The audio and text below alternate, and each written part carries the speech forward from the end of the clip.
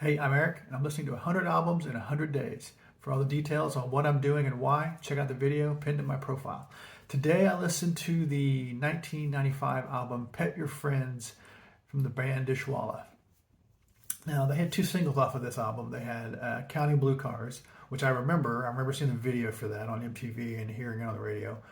And they had another single called Charlie Brown's Parents, which I don't remember that in the 90s, but it's a really great song. It's probably one of the best songs on the album. Um, but I don't remember if they had a video for it, and I don't remember hearing it before today. So I don't know how well it did. Counting Blue Cars got up into like the top 20. Um, those aren't even the best songs on this album. This is a really good album. This is the band's debut title.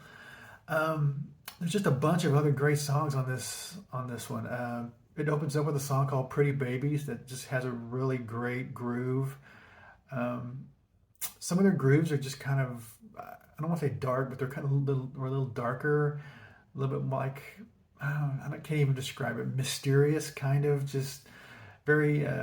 It's a very groovy, groove-filled album. "Pretty Babies" is a good one. "Explode" has another great groove to it. There's a couple of songs on "Moisture" and "The Feeder." Those both have, I mean, they're just really great songs. There's a song called "Give" that has this really R&B bluesy outro to it. That's just a hot little part of that song. The biggest surprise for me on this album, though, is a song called "Miss Emma Peel." And most people don't know who Emma Peel is. I do, because when I was a kid, I was younger than 10 years old. Probably I was 8 or 9. We lived in southern Oklahoma, and we got a television station out of Dallas that played just reruns all the time. And there was a show on called The Avengers, not Marvel Avengers, but it was a British like adventure spy show about a spy named John Steed, and his sidekick accomplice was Emma Peel. She was a spy too, and I was gaga for Emma Peel. she was probably my first television crush, and that show was set in the 60s, like late 60s. So for me to see it in the late 70s, she was, of course, 10 years younger at the time, but I was in love with Emma Peel. That show was on reruns some when I was a kid, so I watched it.